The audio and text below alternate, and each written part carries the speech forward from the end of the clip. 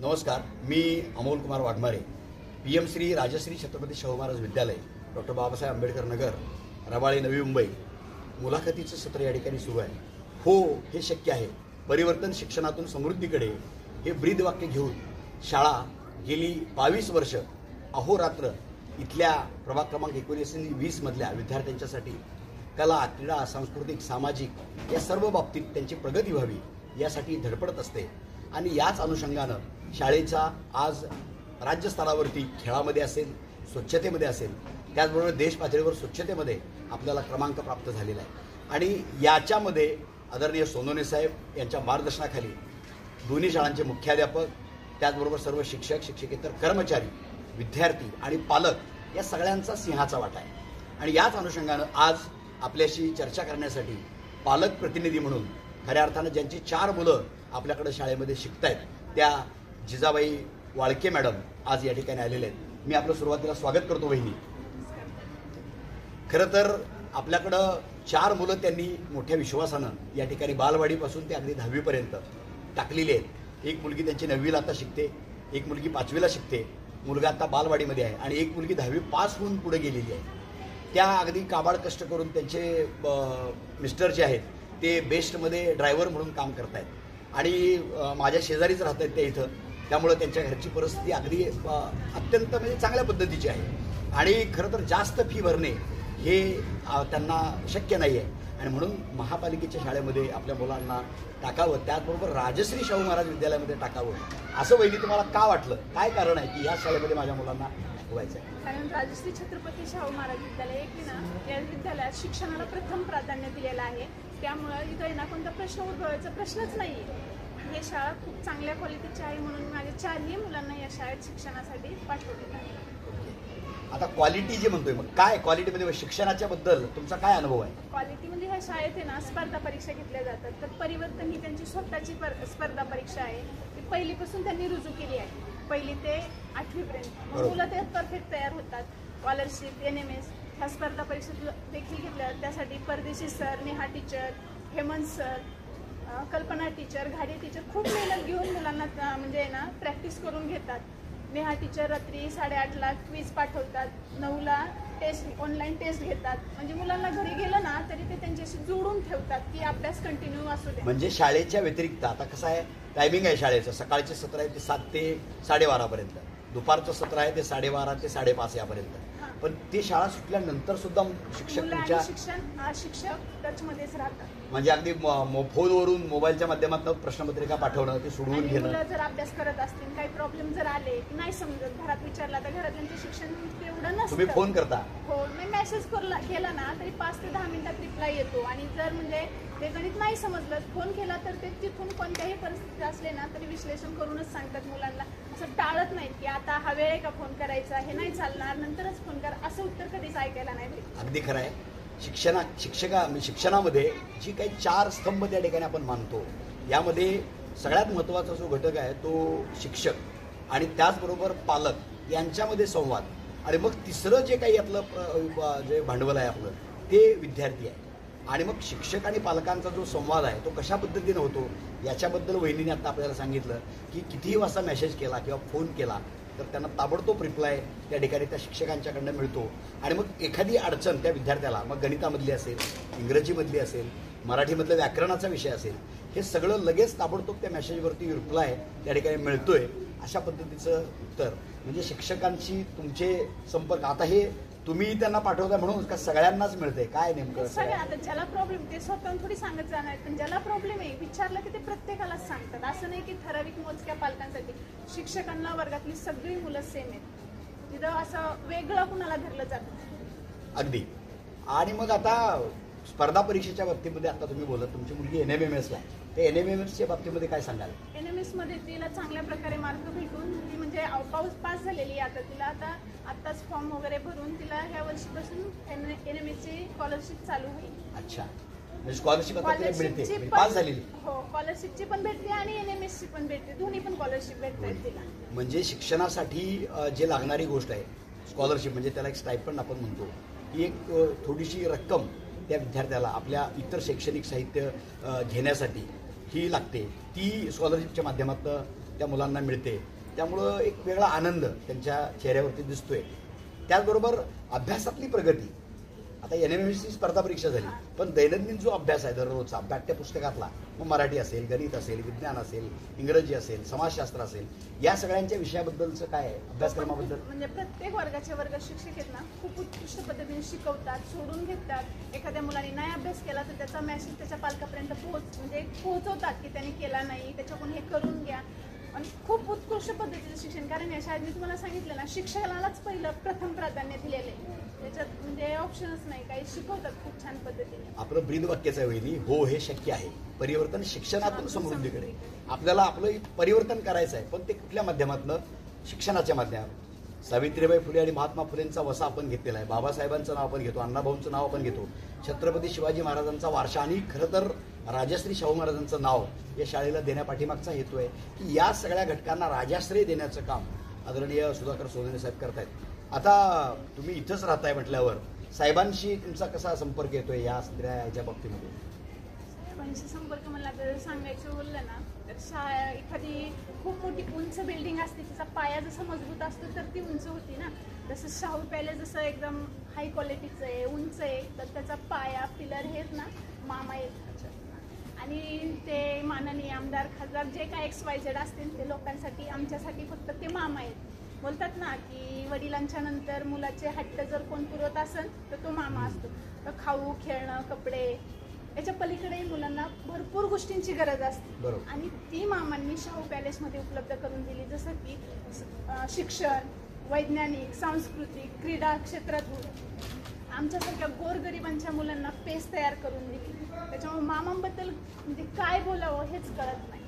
त्यांनी सिद्ध करून दाखवलंय की वडिलांच्या नंतर जर जे काय कमी पडतं ना, तो फक्त मामाच पुरू शकतो. अगदी खरं आहे. खरं तर शाळेतल्या प्रत्येक भौतिक सुविधा पुरवण्यामध्ये पालिकेच्या माध्यमातून त्या आपल्या विद्यार्थ्यापर्यंत याव्यात याच्यासाठी एकदा तुम्ही खरं तर ते प्रयत्न जे करतायत मामा ते खूप मोठ्या प्रमाणावरती करतायत आणि त्याचाच परिपाक म्हणून या सगळ्या सुविधा आपल्याला मिळालेल्या दिसत आहेत. आता तुम्ही उल्लेख केला की लॅब आहे, अटल लॅब आपल्याकडे आहे. वैज्ञानिकच्या ज्या प्रयोगशाळा आहेत त्या प्रयोगशाळेमध्ये तुमची विद्यार्थिनी जाते. त्याचबरोबर ऑनलाईनची वेगवेगळी साधनं त्या ठिकाणी आपल्याकडे उपलब्ध आहेत. तुमच्या मुलीचं तुमची अशी काही चर्चा होते का की शाळेत बाबा हे डिजिटल हे आलेलं आहे, त्याबद्दल काय सांगा?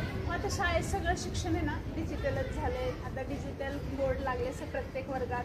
खूप गमतीशीर शिक्षण शिकवलं जातं. मुलांना त्यात इंटरेस्ट वाढलाय आणि जे tab lab, Atal lab, computer lab आहे त्याच्यातून हानोक, ओम, आदेश यांनी एक छोटीशी फिल्म तयार केली की ते पोल्युशनवर म्हणजे त्यांनी लोकांना संदेश द्यायचा ठरवलं. जेव्हा आमच्या शाळेत म्हणजे आपल्या शाळेत 10 आमदार खासदार आले होते ना भेट द्यायला, तेव्हा त्या मुलांनी ती फिल्म त्यांच्यासमोर प्रेझेंट केली आणि खूप म्हणजे धाडसाने भीती न बाळगता आणि सांगितलं की याच्या मागचा आमचा काय संदेश वगैरे. तसं त्या लॅबचा आम्हाला फायदा होतो. त्याच्यात सुप्रिया टीचरांनी पण मुलांना मदत केली होती. त्याच्यामुळं टीचरांचे पण धन्यवाद आणि कॉम्प्युटर लॅबचे पण धन्यवाद. खरं तर आपल्याकडं शाळा तर आहेच, त्याचबरोबर वेगवेगळे NGOज त्या ठिकाणी काम करतात. त्यामध्ये विश्वबालक केंद्र आहे, सिमन्स कंपनी आहे, क्राय नावाची संस्था आपल्याशी जोडली गेलेली आहे. याच्या माध्यमातून मुलांचं गणित आणि इंग्रजी चांगलं व्हावं. त्याचबरोबर वैज्ञानिक आता टॅब लॅबचा उल्लेखच आला. तुम्ही सुद्धा बोललात की सिमन्स कंपनीच्या माध्यमातून आपल्याला कॉम्प्युटर्स या ठिकाणी त्या शिक्षिकासुद्धा त्या ठिकाणी मिळाले. त्याच माध्यमातून डिजिटल बोर्डसुद्धा आता प्रत्येक वर्गामध्ये त्या ठिकाणी लागलेले आहेत आणि त्याच्या अनुषंगानं तुम्हीच म्हटलं की गमतीदार शिक्षण मुलांना दिलं गेलं पाहिजे. त्याच्यासाठी शाहू महाराज विद्यालय हे कटिबद्ध आहे आणि खऱ्या अर्थानं विद्यार्थ्यांना गुंतवून ठेवणं, जसं शालेय अभ्यासक्रम तर आहेच, त्याचबरोबर इतर को करिक्युलर ॲक्टिव्हिटी ज्याला आपण म्हणतो. आपल्याकडे दिंडी स्पर्धेमध्ये दरवर्षी आपला प्रथम क्रमांक येतो. त्याचबरोबर आपली जी खेळाडू आहेत, क्रीडाच्या बाबतीमध्ये जी शाळेची प्रगती झाली आहे त्याच्याबद्दल तुम्ही काय सांगाल? क्रीडा म्हणजे शाळेत आपल्या क्रीडा क्षेत्राला पण म्हणजे शिक्षणाच्या नंतर प्राधान्य दिलेलं आहे आणि आपले म्हणजे कोणतीही खेळाची स्पर्धा असली की आपल्या मुलांचा पहिला दुसरा नंबर असतो. क्रीडा क्षेत्रातही आपली शाळा कुठंच मागं नाही. कबड्डी खो खोच्या माध्यमातून अश्विनी मोरे, आम्रपाली बागुल, संकेत जाधव असेल किंवा आकाश तोगरे असेल, ही मुलं आता रेल्वे आणि पोलीसमध्ये भरती आपली झालेली आहे. त्यांच्या मुलाखतीसुद्धा आपण घेतलेल्या आहेत. खरं तर हा सगळा एकत्रित ज्याला कलेक्टिव्ह काम आपण म्हणतो, शिक्षक, पालक, विद्यार्थी आणि त्याचबरोबर पालिका प्रशासन आणि आदरणीय मामांचं नेतृत्व, या सगळ्यामुळं हे शक्य होताना आपल्याला दिसत असतंय. त्याचबरोबर आपल्याकडे प्रत्यक्ष अनुभवातून शिक्षण आपण सांगत नाही आहे. त्याच माध्यमातून आपल्याकडे इथं गार्डन आहे, आपण बघितलं असेल. त्या गार्डनमध्ये परसबाग आपण केलेली आहे. त्याच्याबद्दलची, कारण तुम्ही सुद्धा तिथं जाऊन आलेलं आहे, काय सांगाल? आपल्या इथं खूप मोठं उद्यान आहे. त्या उद्यानात आहे ना खूप वेगवेगळ्या प्रकारची फुलं, म्हणजे फळांची झाडं आहेत, फुलांची, भाज्यांची, आणि तो कचरा वगैरे पडतो ना, त्याचं आपल्याला कंपोस्ट खत पण तयार केलं जातं. ते मुलांना दाखवतात कसं करतात, आणि म्हणजे त्याला सेंद्रिय खत म्हणतात. आणि त्या सेंद्रिय खताचा वापर करून फळं, भाज्या, फुलं कशी पिकवतात हे पण मुलांना दाखवून प्रत्यक्ष कृतीतून ते शिकवतात. अगदी खत कसं घातलं पाहिजे, झाड कसं लावायचं आहे. म्हणजे उदाहरणार्थ आता लिंबू असेल, जास्वंद असेल, आंबे असतील, पेरू असतील, हे सगळं आपल्या इथं बागेमध्ये त्या ठिकाणी मुलांना प्रत्यक्ष आम्ही नेऊन दाखवतो. कोंबडी आहे, इथं बदक आहे.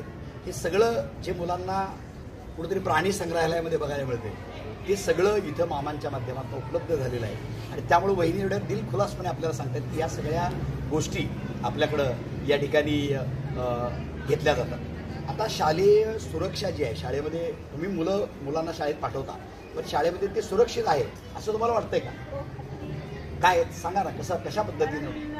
गेटवरच 2-3 वॉचमन उभे असतात. अगदी खरं आहे. पालकांशिवाय म्हणजे एंट्री आतमध्ये भेटते पण बाहेर नाही भेटत. आणि जर जायचं असेल ना तर शिक्षकांची एक पर्ची पाहिजे, ती वाचणार आणि सही साईन जर असेल तर मुलांना बाहेर सोडतात. आणि आतमध्ये पण काय म्हणजे असं टेन्शन नाही. आता एक जिवंत उदाहरण, आजच एक सकाळी मी सोनाक्षीला सोडवायला आले, माझी पर्स बाहेर विसरली आणि घरी गेल्यावर लक्षात आलं की माझी पर्स कुठं विसरली हेच लक्षात नाही. पण मी सोनाक्षीला कॉल करून विचारते की आता ती आहे की नाही तुझ्याकडे, तोपर्यंत ती सेफ सोनाक्षीपर्यंत पोहोचलेली होती. आता याच्यापेक्षा अजून दुसरं काय उदाहरण तुम्हाला सांगायला, म्हणजे सुरक्षिततेबद्दल इथं काहीच भीती नाही. अगदी खरं आहे. इथं जो एकदा गेटमधून आत एंट्री केली की वॉचमन असेल तर मुलांना बाहेर आपण सोडतच नाही. आणि ज्या वर्गातला विद्यार्थ्याचं आजारी आहे, पोट दुखतंय, त्याला काहीतरी जखम झालेली आहे किंवा ताप आलेला आहे, तर आपण सगळे शिक्षक त्यांना त्यांच्या पालकांना फोन करून इथं बोलवून घेतो आणि त्यांच्या ताब्यात देतो. त्याचबरोबर एखाद्याला कोणाला अर्धा दिवस घरी जायचं आहे तर इथं त्या वर्ग शिक्षकाची सही चिठ्ठी घेतल्याशिवाय तो वॉचमन बाहेर सोडत नाही.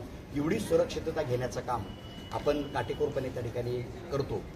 त्याचबरोबर खऱ्या अर्थानं इथल्या सगळ्या वेगवेगळ्या याच्यामध्ये कोरोनाचा जो कालखंड आला 19 आणि 20, हे जे साल होतं ते आपल्यासाठी खूप बेकार होतं. त्या काळामध्ये इतर शाळा बंद होत्या आणि मग आपली शाळा मात्र चालू होती. आपण एक कृतीपुस्तिका तयार केलेली होती आणि त्याच्या माध्यमातून सगळे विद्यार्थी आमच्या ऑनलाईन अभ्यासक्रमाच्या माध्यमातून टच होते. त्याच्याबद्दल काय सांगाल? कोरोनाच्या काळात पूर्ण देशभरात शाळा बंद होत्या, परंतु राजश्री छत्रपती शाहू महाराज विद्यालयामध्ये मात्र आहे ना कोरोनाच्या नियमांचं पालन करून ऑफलाईन पद्धतीने शिक्षण चालू होतं. पुढं सरकारने परीक्षा न घेता मुलांना पुढच्या इयत्तेत पाठवायचा निर्णय घेतला, परंतु तो शाहू पॅलेसलाही मान्य नव्हता आणि शिक्षकांनाही मान्य नव्हता. त्यांनी स्वतःची स्वयंमूल्यमापन पुस्तिका तयार करून घेतली. शिक्षकांनी ती मुलांकडून सोडून घेतली, ज्यांची शक्य नाही त्यांच्या घरोघरी जाऊन सोडून घेतली आणि त्यावर मुलांचं मूल्यांकन काढून मुलांना पुढच्या इयत्तेत पाठवलं. म्हणजे सरकारने जो निर्णय घेतला त्याच्या पुढचं एक पाऊल शाहू पॅलेसचं आहे. गर्दी करायची नाही, जवळ यायचं नाही, 1 to 1 जाऊन प्रत्येक मुलाच्या घरी जाऊन ती कृतीपुस्तिका, ती प्रश्नपत्रिका सोडवून घेण्याचं काम. त्याचबरोबर साहेबांच्या माध्यमातून इथं अन्नदान सुद्धा त्या ठिकाणी मैदानावरती जवळपास 7,000 लोकांना इथल्या, कारण त्यावेळी चूल बंदच होती. खरं तर कामाला जर कोण घरातनं जर बाहेर पडत नव्हतं, घरातनं बाहेर पडलो कामाला गेला तर पगार मिळणार आणि पगार मिळाला तर आपण काहीतरी साहित्य किराणा आणून मग आपलं त्याच्यावरती पोट भरणार. पण ते सगळं ठप्प होतं. ते ठप्प असताना त्या काळामध्ये स्वतः जेवण बनवून किंवा ज्या काही NGOs आहेत त्यांच्या माध्यमातून ते जेवण इथं उपलब्ध करून देऊन इथल्या सगळ्या लोकांना ते पुरवण्याचं काम साहेब, शिक्षक आणि इथले सगळे सफाई कर्मचारी यांनी मिळून केलं. आणि त्याच्याही पुढं एक जाऊन शिक्षणात सुद्धा आम्ही कुठं काही कमी नाही, म्हणून शिक्षणामध्ये सुद्धा खऱ्या अर्थानं ऑनलाईन तास आम्ही शिक्षक सगळे प्रत्येक वर्गाचा ठरवून रोज 1 तास, 6वी असेल, 7वी असेल, 8वी असेल, मराठी, गणित, हे सगळं त्या ठिकाणी नियोजनबद्ध पद्धतीनं दररोज विद्यार्थ्यांचे ऑनलाईन तास. आणि त्याच्यानंतर जसजशी ती कोरोनाची फ्रिक्वेन्सी कमी झाली तसं आपण कृती पत्रिकेच्या माध्यमातून विद्यार्थ्यांच्यापर्यंत पोहोचलो. आणि बाकीच्या शाळा अजून चालू व्हायच्या होत्या त्याच्या अगोदरच 15 ऑगस्टपासूनच आपल्या शाळा त्या ठिकाणी सुरू झालेली पहिली जर शाळा कुठली असेल तर ती शाहू महाराज विद्यालय, ती वहिनीने अगदी ठणकावून सांगितले आणि त्या इथंच होत्या. त्यामुळे त्यांनी बघितलंय की खऱ्या अर्थानं कशा पद्धतीने इथले शिक्षक, इथले सगळे कर्मचारी काम करतायत.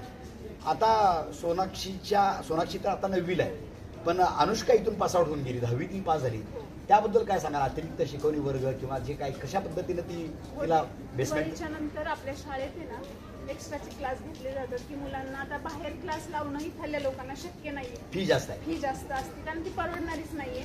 म्हणून ह्या शाळेत आहे ना दिवाळीच्या नंतर रात्रीचे क्लास घे आणि ते खूप म्हणजे रात्र अभ्यासिका ज्याला आपण हा म्हणतो. आणि त्याचं म्हणजे काय बोलायचं म्हणजे पूर्ण लक्ष देऊन नियंत्रणाखाली क्लास घेतले जातात. त्यात काही भीती नसती आणि शिकवलंही चांगल्या पद्धतीचं. तुम्ही बऱ्याच वेळेला अनुष्काला आणायला गेटवर सोडायला पण आणि न्यायला पण तुम्ही जर नसाल तर वाळके साहेब त्या ठिकाणी यायचे.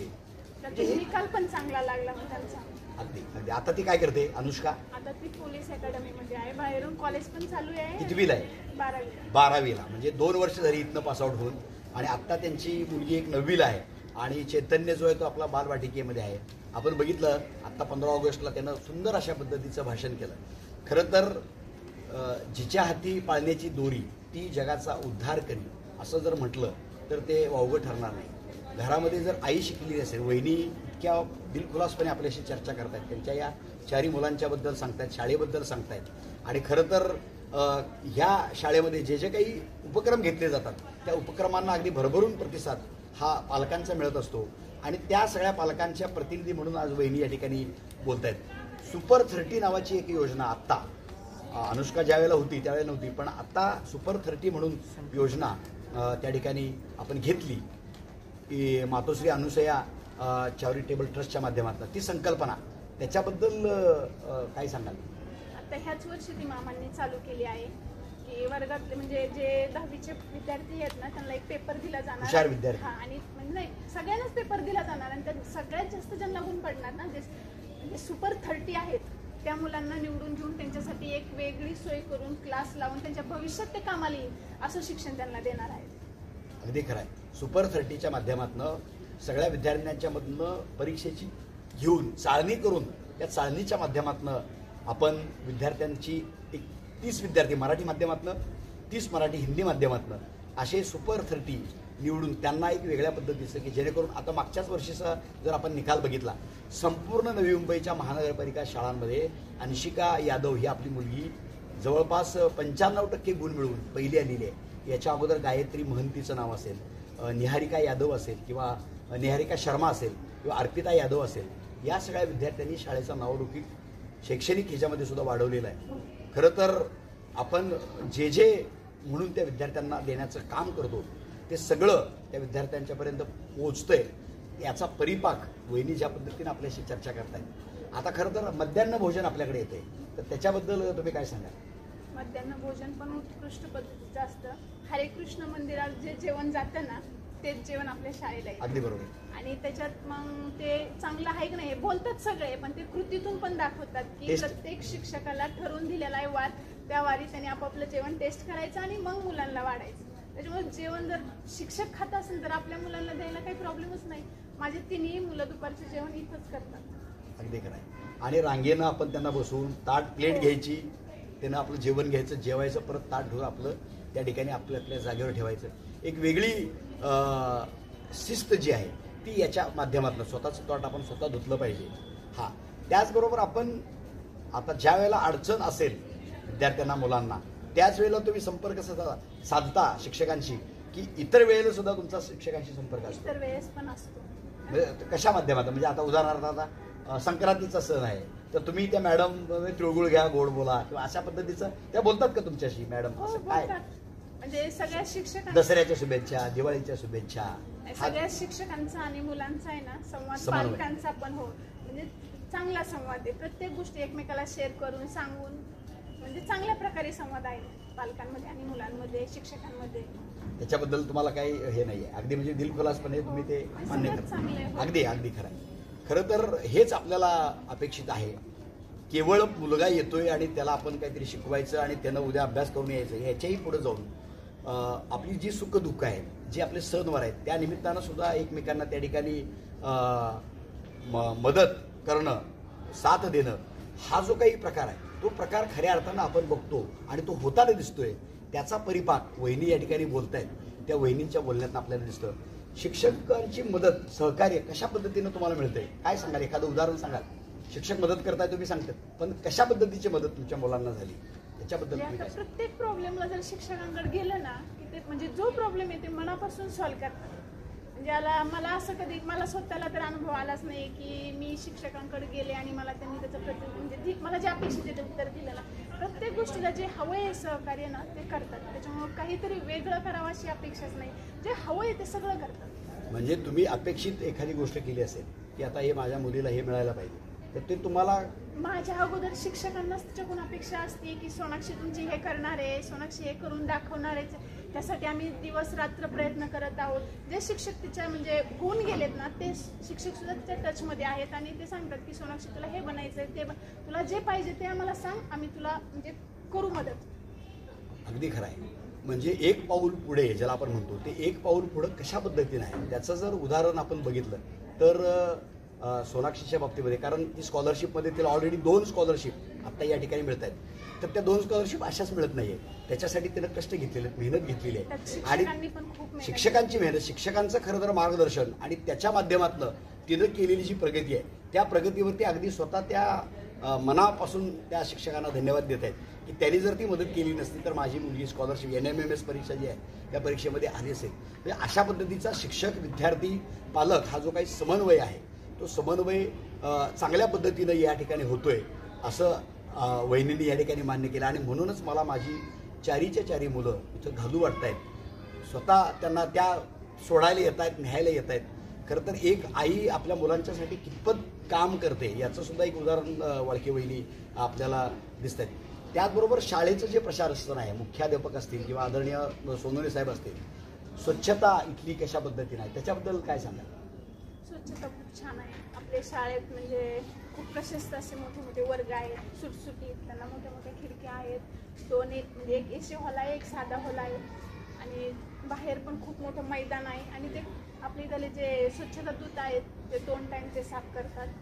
टॉयलेट वगैरे तो पण म्हणजे खूप स्वच्छ असतात. त्यात पण ठराविक मावश्या त्यांनी टायमिंग वेळ त्यांचं ठरवून दिलेलं आहे. ते पण प्रायव्हेट शाळेपेक्षा स्वच्छ असतं की बोलतात ना महानगरपालिकेच्या टॉयलेटमध्ये जायचं म्हणजे काही खायचं काम नाहीये. पण इथं तसं नाही. एखाद्या घरात बाथरूम नसेल ना असं इथं बाथरूम आहे. अनुभव चांगला आहे. त्याच माध्यमातून आपल्याला यावर्षी मुख्यमंत्री माझी शाळा सुंदर शाळा याच्या माध्यमातून खरं तर सुंदर अशा पद्धतीचं 2 पुरस्कार त्या ठिकाणी आपल्या राज्य पातळीवरती 2ऱ्या नंबरचा पुरस्कार आपल्याला त्या ठिकाणी मिळालेला आहे. आणि खरं तर याहीपेक्षा 2019 साली अगोदरचा म्हणजे मागच्या वर्षी दिल्लीतला देशातल्या स्तरावरचा त्या ठिकाणी पुरस्कार आपल्याला त्या ठिकाणी प्राप्त झालेला आहे. आणि म्हणून वहिनी मोठ्या आनंदानं या ठिकाणी आपल्याला सांगतायत की खरं तर स्वच्छतेमध्ये सुद्धा आपण कुठं काही कमी नाही आणि त्याचाच परिपाक म्हणून आपल्याला हे सगळे पुरस्कार मिळालेले आहेत. खरं तर शाळेच्या एकत्रित आता प्रशासन जे आहे म्हणजे मुख्याध्यापक असतील किंवा सकाळचं सत्र असेल, दुपारचं सत्र असेल, माध्यमिक विभाग असेल, मुख्याध्यापकांचं संबंध कधी तुमचा आलाय का संपर्क? त्यांचं मुख्याध्यापकांचं म्हणजे असं पर्सनली समोर तर नाही संबंध आला, पण प्रत्येक जे ग्रुप आहेत ना प्रत्येक ग्रुपला ॲड आहेत आणि प्रत्येक ग्रुपमधला मेसेज आहे ना त्यांनी बघितलेला असतो. दोन्ही पण म्हणजे माध्यमिकच्या पण आणि प्राथमिकच्या पण. तर त्यांचं म्हणजे पूर्ण लक्ष असतं. शिक्षकांचं तर आहेच पण मुख्याध्यापकांचं पण पूर्ण लक्ष असतं मुलांवर, शिक्षकांवर किंवा पालकांना म्हणजे काय मेसेज येतात, कुणाचं काय चाललंय त्याच्यावर पूर्ण लक्ष असतं. अगदी म्हणजे शालेय प्रशासनाचं सुद्धा तितक्याच म्हणजे त्या काटेकोरपणे आखणी करतायत आणि त्या आखणीचं पुरेपूर पालन हे सगळे शिक्षक त्या ठिकाणी करताना आपल्याला दिसत आहेत. तर खरं सांगायचं गेलं तर शाळेमध्ये ज्या ज्या काही योजना उपक्रम राबवले जातात, खरं तर आपल्याकडं ज्या सफाई कामगार वगैरे आहेत किंवा ज्याला आपण म्हणतो विधवा महिला आहेत त्यांच्या मुलांच्यासाठी जे योजना त्या ठिकाणी राबवल्या जातात. तुमच्या आजूबाजू आता तुम्ही माझ्या माहितीप्रमाणे ओपन कॅटेगरीमध्ये येतात पण स्कॉलरशिप NMMSमधून तुम्हाला ते मिळाले. पण बाकीचे ज्या मागासवर्गीय घटकातील विद्यार्थी आहेत त्यांच्यासाठी स्कॉलरशिप जी असते आजूबाजूच्या विद्यार्थ्यांच्याकडनं तुम्हाला ती माहिती मिळाली त्याच्याबद्दल काय सांगा? आजूबाजूच्या आता खरं तर सांगायला गेलं ना आमच्या आजूबाजूचे सगळेच लोक प्रायव्हेट शाळेत, त्याच्यामुळे ते जे स्कॉलरशिप स्पर्धा परीक्षा वगैरे असतं ना ते इथं आल्यावरच माहिती झालं. बरोबर. आणि त्यात परत आम्ही ओपनमधून पडतो त्याच्यामुळं ते कमी मार्कावाल्यांना भेटत नाही. तर नेहा टीचर, परदेशी सर, कल्पना टीचर, गीता घाडी टीचर ह्यांचं आहे ना म्हणजे आतून एवढं त्यांना हे वाटत होतं की सोनाक्षीला खूप मार्क पडले पाहिजे ती ओपन मधून बुडती, मग कमी मार्कावर तिला स्कॉलरशिप मिळणार मिळणार नाही. नाही. तिला जास्त मार्क पडले पाहिजे आणि मग तिला स्कॉलरशिप मिळाली पाहिजे. त्यासाठी त्यांनी खूप मेहनत केलेली. कारण बाहेर नाही, आमच्या बाजूला तर म्हणजे मला स्वतःलाच माहित नव्हतं की NMS स्कॉलरशिप वगैरे असतं आणि ते स्पर्धा परीक्षेत त्या स्कॉलरशिप मिळते, ते आम्हाला इथं आल्यावरच माहित झालं. खऱ्या अर्थानं जे आपल्या विद्यार्थ्यांना इथं मिळतंय ते सगळं चांगलं आहे आणि त्यामुळं मी माझ्या मुलांना बिनधास्तपणे, अगदी सुरक्षा असेल, स्वच्छता असेल, शिक्षण असेल, कला, क्रीडा, सांस्कृतिक या सगळ्या बाबतीमधलं त्या एक समाधान जे आहे की जे मला घरात असल्यानंतर माझ्या मुलाला मिळावं असं वाटतंय ते सगळं शाळेत मिळतंय. अशा पद्धतीचं मनोगत या ठिकाणी आपल्यासमोर सौ जिजाबाई भीमराव वाळके यांनी आपल्याशी जवळपास अर्धा तास या ठिकाणी चर्चा केली आणि त्याच्या माध्यमातून त्यांनी आपली मुलं या शाळेमध्ये का टाकलेली आहेत याचं दिलखुलासपणे अगदी कारण स्पष्ट, म्हणजे खरं तर समाधान ज्याला असणं ते समाधान त्यांच्या चेहऱ्यावरती आपल्याला दिसतंय. आणि एकंदरीत त्या बोलत होत्या म्हणजे मला तर असं वाटत होतं की एक म्हणजे आमच्या शिक्षकांच्यापैकीच एक कोण बोलतायत की काय, कारण त्यांना एवढी माहिती शाळेबद्दलची आपल्या आहे. कारण 4 मुलं ज्यावेळेला इथं शिकतायत आणि ती 4 मुलं शिकत असताना अगदी बालवाडीपासून ते 10वीपर्यंतचा जो काही त्यांचा इथल्या प्रत्येक शिक्षकांशी संबंध होता, समन्वय होता, त्याच्याबद्दल सुद्धा त्या अगदी दिलखुलास बोलल्या. शिक्षकांनी विद्यार्थ्यांना घडवण्यामध्ये जीव ओतलेला आहे असं त्यांचं म्हणणं आहे.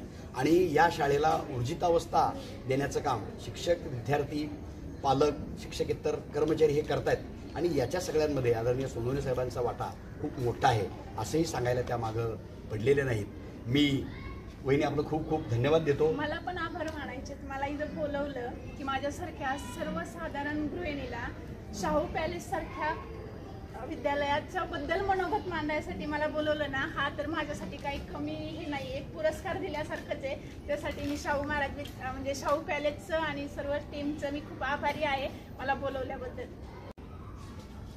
खरं तर वहिनी तुमच्यासारखे सुजाण पालक तुमची मुलं आमच्या हातामध्ये देत आहेत आणि त्यांना त्या मातीच्या गोळ्याला घडवण्याचं काम आम्ही कुंभार म्हणून करत असताना आम्हाला ज्या ज्या काही अडचणी येतात त्यावरती मात करत आणि तुमच्यासारखे पालक ज्या वेळेला एका मोठ्या विश्वासानं आमच्याकडे ती मुलं पाठवत आहेत तर त्या सगळ्यांचं जबाबदारी घेऊन आपलं 100% त्यांना देणं हे आमचं काम आहे. आणि त्या अनुषंगाने इथला शिक्षक राबत असतो, कष्ट करत असतो, मेहनत घेत असतो आणि त्याचा परिपाक म्हणून आपली मुलं त्या ठिकाणी स्कॉलरशिपमध्ये, 10वीच्या परीक्षेमध्ये, खेळामध्ये, त्याचबरोबर संस्कृती विभागामध्ये उच्च दर्जाच्या ज्या काही अपेक्षा असतात त्या पूर्ण करत असतात. त्याचं कारण हेच आहे. आणि म्हणून आपल्यासारखे पालक असतील तर आणखीन स्काय इज द लिमिट आपण म्हणतो ना, तशा पद्धतीनं आम्ही आणखीन ह्या आकाशाच्या क्षितिजा वृंदावलेल्या आहेत त्याला गवसणी घालण्याचं काम आम्ही निश्चितपणानं करू.